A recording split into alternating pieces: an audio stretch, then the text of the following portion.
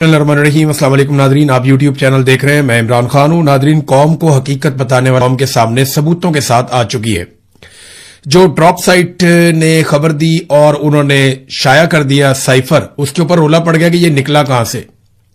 कुछ लोगों ने कहा कि पाकिस्तान तहरीक इंसाफ के पास जो था इमरान खान साहब के पास, ये उसकी कोई कॉपी है। कुछ ने कहा जी कि किसी और ने ये कर दिया है। कुछ कह रहे हैं कि हुकूमत के किसी इत्तेहादी ने यह कर दिया। हर एक अपनी अपनी कहानी सुना रहा है, लेकिन इसके ऊपर कोई बात नहीं कर रहा कि पाकिस्तान को धमकी लगाई और पाकिस्तान के अंदर एक बनी बनाई हुकूमत जर्नैलों ने गिरा दी। देखिए, इमरान खान ने एक बड़ा बुनियादी नुक्ता पूछा था, और वो ये पूछा था कि साइफर में अमेरिका मुखातिब किसे कर रहा था। यानी अमेरिका ने यह कहा कि इमरान खान साहब की हुकूमत गिरनी चाहिए, और अगर उनकी हुकूमत गिर जाती है तो सारा कुछ ठीक हो जाएगा, नहीं गिरती तो तुम्हारे लिए हालात सख्त हो जाएंगे। वो क्या कहा मैं ये आपको बताता हूं।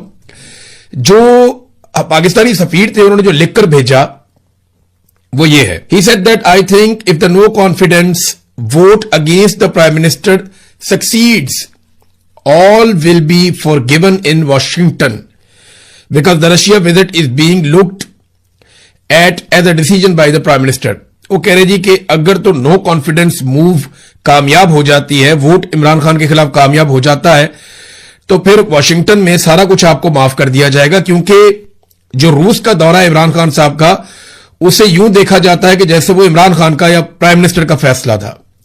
Otherwise I think it will be tough going ahead.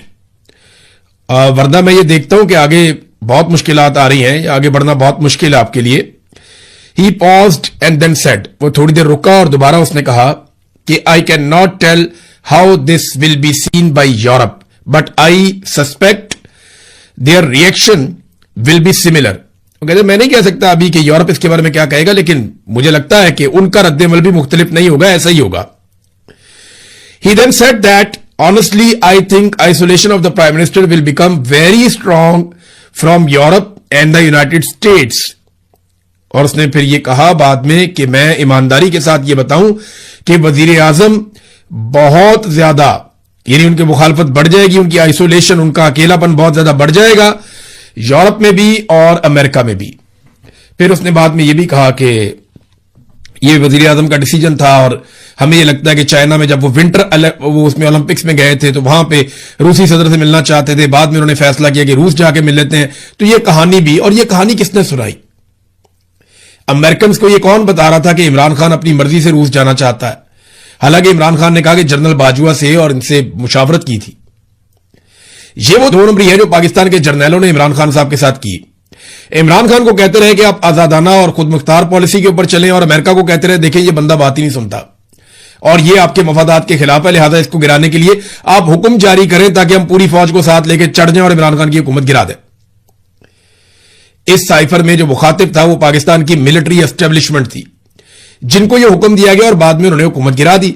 इसकी गवाही जो है वो आज शाहिद खाकान अब्बासी से आप पूछ लें, फजल रहमान से पूछ लें, मोहम्मद जुबैर से पूछ लें, मिफ्ता इस्माइल से पूछ लें, एमकेएम के लोग भी दबे लफ्जों में बताते हैं, पीएमएलएन के बहुत सारे लोग बताते हैं कि इमरान खान की हुकूमत जो है वो पाकिस्तान की मिलिट्री एस्टेब्लिशमेंट ने गिराई थी।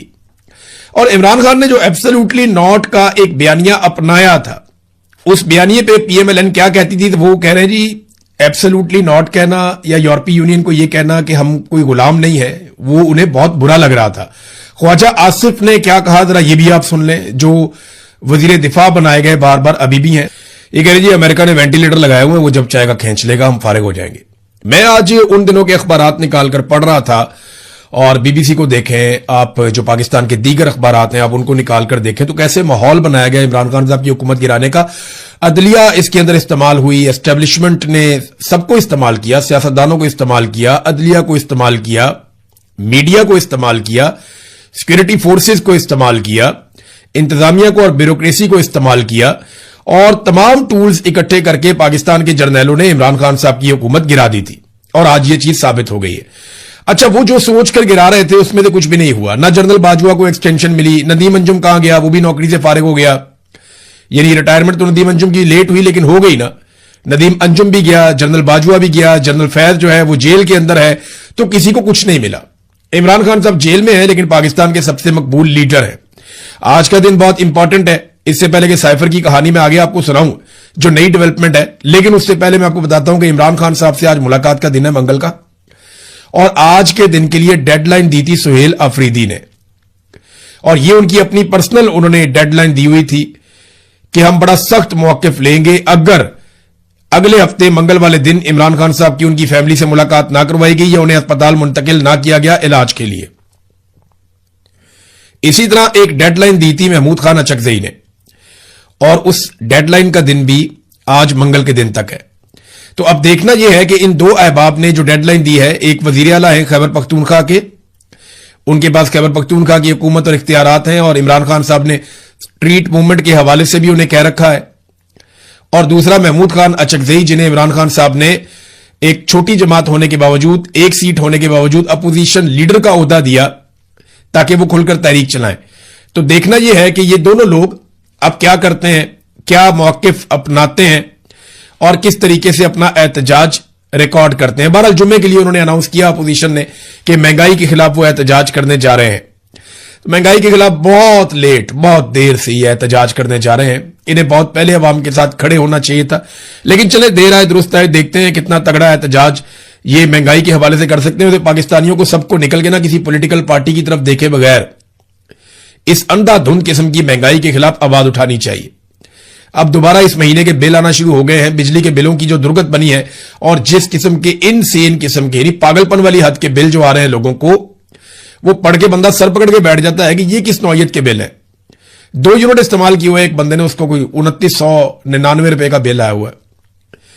मैं तो अजीब अजीब किस्म के बिल और ये डॉक्यूमेंट्स देख के हैरान हो रहा हूं, किस किस किस्म के टैक्स इन्होंने लगा दिए हैं बिलों के अंदर, आप सोच भी नहीं सकते। बहरहाल इमरान खान साहब से आज मुलाकात होती है या नहीं होती, इस पे मुनसर है पाकिस्तान तहरीक इंसाफ का अगला लाया अमल। और आज वैसे भी यह फैसला किया गया था कि बड़ी तादाद में लोग आएंगे, खासतौर पे पार्लियामेंटेरियंस। तो ये देखते हैं कि वो लोग आते हैं या नहीं आते, क्योंकि साइफर वाली कहानी ने हर चीज खोल कर रख दी है। ड्रॉप साइट ने इस पे एक और स्टोरी की है। उन्होंने यह दावा किया कि उन्हें यह जो खबर मिली है, ये जो साइफर वाली या जो साइफर का डॉक्यूमेंट उनके हाथ लगा है, ये प्राइम मिनिस्टर ऑफिस से नहीं उनके हाथ लगा। उनका यह दावा है कि यह डॉक्यूमेंट उनके हाथ लगा है जो मिलिट्री को दिए गए थे डॉक्यूमेंट्स, उनमें से एक। यानी साइफर को किसने लीक किया, यह सवाल पूछा जा रहा है ना। तो फौजियों में से किसी एक फौजी ने लीक किया, यह अब इसके अंदर बताया जा रहा है। मौजूदा रजीम के हामियों की जानिब से इमरान खान पर गद्दारी का मुकदमा करने के मुतालबात के बाद ड्रॉप साइट का एक और बड़ा इंकशाफ सामने आया है। साइफर के आखिर में जो मौसूल कनिंदगान की फहरिस्त के साथ की गई तरमीम इंतहाई अहमियत की हामिल है, और यह कहां से लीक हुई इससे आइडिया हो जाता है, और दूसरी ये इसका जरिया कौन था और कौन नहीं था, यह भी इससे पता चलता है। बाज के आसलाइयों के बरक्स ड्रॉप साइट की जानिब से जारी करदा कॉपी वजीर आजम के दफ्तर से हासिल नहीं की गई। यह पाकिस्तानी फौज के अंदर से आई थी, एक ऐसे शख्स की तरफ से जो मुल्क की क़यादत की सिमत से मायूस होकर और बदजन हो चुका है।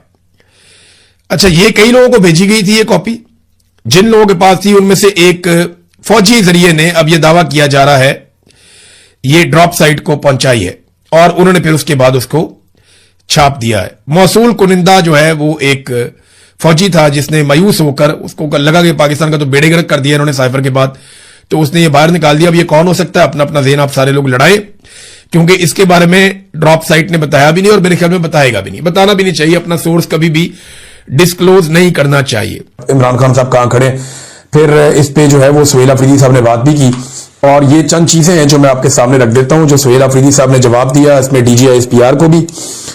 अच्छा जी, एक तो उन्होंने कहा VC साहब आपने अंग्रेजी में तकरीर की जो मुझे बिल्कुल अच्छी नहीं लगी। मैंने तमाम यूनिवर्सिटीज को हदायत की है कि हमारी कौमी जबान उर्दू है और तमाम तकरीरें उर्दू में होंगी। मैं ये दूसरी मरतबा कह रहा हूं, अब तीसरी बार मुझे गुस्सा आएगा। सुहेल अफरीदी साहब ने कह दिया, तो हमारी कौमी जबान उर्दू है और तमाम तकारीर उर्दू में होंगी। अच्छा, इसके बाद उन्होंने कहा जी सोशल मीडिया पर एक बंदा कह रहा है कि क्या हम KPK की बच्चियों को गारों में भेज दें। तो ये आप लोगों का ख्वाब तो हो सकता है, लेकिन इन बच्चियों का भाई ये नहीं होने देगा। हमने खैबर पख्तूनख्वा में दोबारा अमन लाया है, लेकिन बंद कमरों के फैसलों ने एक बार फिर हमारी जिंदगी अजीरन बनाई हुई है। जब हम दहशतगर्दों की आमद का बताते थे तो ये कहते थे कि हम झूठ बोल रहे हैं और प्रोपेगेंडा कर रहे हैं। अगर मुसलसल ऑपरेशन के बाद कामयाबी नहीं मिल रही तो इसका मतलब है पॉलिसी में शिफ्ट आना चाहिए, और पॉलिसी बंद कमरों में नहीं, खैबर पख्तूनख्वा के स्टेक होल्डर्स को एतमाद में लेकर बनाई जाएगी तो वो मुस्तकिल और पायदार अमन में अहम किरदार अदा करेगी।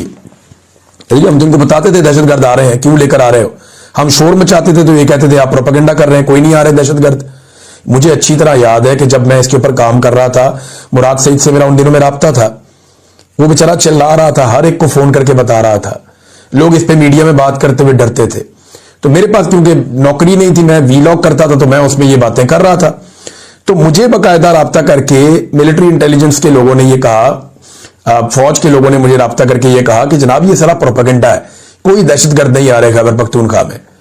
तो उस वक्त ये हमें यकीन दिला रहे थे कि दहशतगर्द नहीं आ रहे। वही बात सुहेल अफरीदी ने कही कि यकीन दिला रहे थे, लेकिन अब बंद कमरों के अंदर फैसले कर रहे हैं कि जनाब ऑपरेशन करना है। तो दहशतगर्द लेकर आ रहे थे, तब हम जब बताते थे तो कहते थे हम प्रोपेगेंडा कर रहे हैं। तो उन्होंने कहा यहां दहशतगर्दी को खत्म नहीं किया जा रहा, यहां इमरान खान और पीटीआई को खत्म करने की बातें हो रही हैं। अगर उन्होंने दहशतगर्दी को खत्म करना होता तो हमारे साथ बैठकर पॉलिसी बनाते। हमने घर छोड़े और हमें कहा गया कि आपको 4 लाख रुपए मिलेंगे जो बंदा घर छोड़ेगा, लेकिन रियासत पाकिस्तान ने आज तक वो पैसे नहीं दिए। हम मिलिट्री ऑपरेशन के नुकसानात अपनी आंखों से देख चुके हैं। हम रास्ते में खड़े होते थे और जो हमारी माएं और बहनें बगैर चप्पल के, सर पर चादर के सड़कों पे आती थी, हमें दोबारा वो मंजर हम नहीं देखना चाहते। सुहेल अफरीदी ने यह भी कहा। कल एक बंदा कह रहा था कि क्या हम खैबर पख्तूनख्वा के बच्चियों को गारों में भेज दें, तो ये आप लोगों का ख्वाब तो हो सकता है, लेकिन इन बच्चियों का भाई ये हरगिज नहीं होने देगा। एक माइंडसेट को अच्छा नहीं लगता कि खैबर पख्तूनख्वा तरक्की करे, उनको अच्छा नहीं लगता कि हमारे बच्चे पढ़ें, उनको हमारे बच्चों के हाथ में कलम अच्छा नहीं लगता, क्योंकि हमें हमेशा बे से बंदूक ही सिखाया गया है। यानी तो बैटलफील्ड बनाया हुआ ना खैबर पख्तूनख्वा को कि ये लोग शायद पैदा ही लड़ने के लिए होते हैं। मुझे अच्छी तरह याद है, हम स्कूल में पढ़ते थे तो हमें जब पढ़ाया गया जनाब कि ये बलूच कौम है, ये पश्तून कौम है, तो हमें बताया गया जनाब कि जो बलूच और पश्तून है ना, ये बहुत लड़ाके लोग हैं। नसाब के अंदर बकायदा पढ़ाया जाता था कि जब मेरा बेटा जवां होगा तो कंधे पे बंदूक रख के रवां होगा। ये इस किस्म की चीजें हमें स्कूल में पढ़ाई जाती थी। हमारे दिमागों में ये घुसा दिया गया कि ये लोग पैदा ही हुए बेचारे लड़ने के लिए, ये फैक्ट्री में नहीं जाएगा, ये इंजीनियर नहीं बनेगा, ये डॉक्टर नहीं बनेगा, ये मशीन नहीं चलाएगा, ये कोई और, मेरा बेटा जवां होगा तो बंदूक कंधे पे रख के रवां होगा। इस किस्म की शायरी हमें जो है वो पढ़ाई जाती थी कि जनाब बलोच माएं और जो पश्तून माएं वो ये ख्वाब देखती है। ऐसा कौन मां देखती है ख्वाब? दुनिया जदीद हो चुकी है, वो तलवारों वाला दौर अब नहीं रहा, अब टेक्नोलॉजी का दौर है, आपको मईशत की वार में आना पड़ेगा। बहरहाल वो ये कह रहे हैं जनाब कि हमें तो बे से बंदूक ही सिखाया गया। खैबर पख्तूनख्वा में एक बार फिर मिलिट्री ऑपरेशन की तैयारी हो रही है। अगर मुसलसल ऑपरेशन करने के बाद दहशतगर्दी खत्म नहीं हो रही और फिर से ऑपरेशन किया जा रहा है तो कौम को एतमाद में लें। अगर 15-17 साल से एक प्रैक्टिस हो रही है मगर वो कामयाब नहीं हो रही तो इसका मतलब है पॉलिसी ठीक नहीं है, उसको शिफ्ट आना चाहिए। फिर मिलिट्री ऑपरेशन में नुकसानात का जिक्र करते हुए सुहेल अफरीदी आपदीदा भी हो गए, काफी रंजीदा हो गए। वो उन्होंने कहा कि मैं अफरीदी हूं और आपको पूरे वसूख से कह रहा हूं कि ऑपरेशन से पहले हमारे अफरीदी कबीले में भी मर्द या औरत भीख मांगने वाला कोई भी नहीं था, लेकिन बदकिस्मती से ऑपरेशन के दौरान घरों में जितने मर्द थे शहीद हो गए, सिर्फ औरतें रह गई। और मैं जब उनको भीख मांगते देखता हूं तो मुझे तकलीफ होती है।